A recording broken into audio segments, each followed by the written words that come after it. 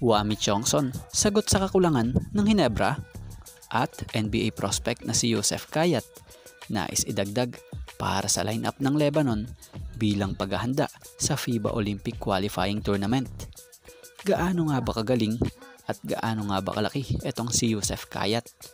So bago nga natin talakayin yan, shoutout muna syempre kila Eduardo Monsales, Neil Martiha, Luis Alon, JJ Sibum, and Arnold Salazar. Pero bago nga natin talakayin itong topic natin ito, baka naman pwedeng makarequest kahit isang subscribe lamang po dito sa ating channel. At kung mabigat naman ito para sa inyo, kahit isang like and share na lamang po, malaking tulong na po yon. Salamat po. So maiba muna tayo, saglit lumipad muna tayo papuntang Middle East. So balitang basketball Middle East muna tayo.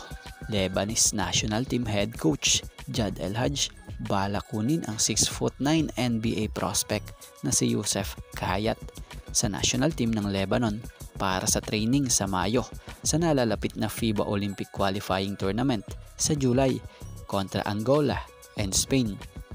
Ito'y dagdag puwersa para sa lineup dahil gusto nila makapasok sa Paris Olympic, pero kakailanganin muna dadaan sa butas ng karayom ang Lebanon.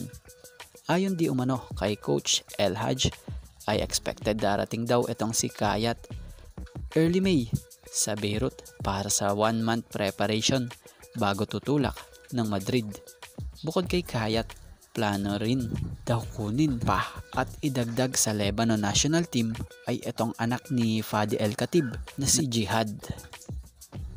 At mapunta naman tayo rito sa nabasa nating post nitong si Inside of the PBA.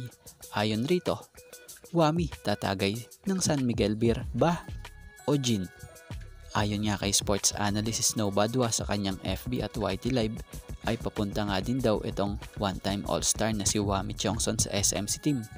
At ang original plan daw ay sa SMB nga dapat siya mapupunta dahil nagkakaedad na nga ang mga point guards nilang si Chris Ross, Terence Romeo at Simon Enciso. Pero depende nga daw ito kung magbabago ang plano ng SMC dahil injured ngayon ang combo guard ng Hinebra na si Scottie Thompson ngayon at hindi naman na pwede maglaro ng heavy minutes ang team captain nilang si LA Tenorio dahil sa kanyang kalusugan. Kayo mga ka-insider, ano kaya ang itatagay ni Wami Chongson? Beer o Gin? Source Snow Badwa at FB Live and YT Live. So para sa opinion natin sa estado ng Gins or ng Hinebra ngayon, totoo yan. Di natin alam kung kailan makakabalik si Scottie Thompson dahil may injury nga ito. So kulang talaga sila sa guard.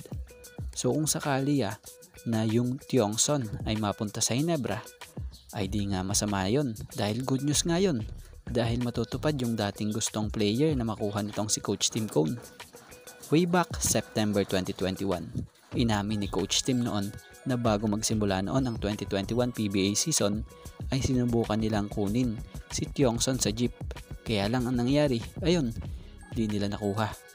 At ngayon, may usap-usapan na kung di daw ito sa SMB mapupunta, baka nga raw sa Hinebra. Pero kung mapunta sa Hinebra for sure, gamit na gamit to nitong si Coach Tim. Dahil alam ni Coach Tim yung kakayahan ng isang Wami Chongson Nakita niya na yan noon pa. Kaya naman, kung magkakaroon talaga ito ng pagkakataon makuha ng Hinebra, for sure, fit agad yan sa sistema. Mahusay na playmaker at sharpshooter pa. Kaya naman, abang-abang na lang sa mga susunod na update or magiging update patungkol pa rito.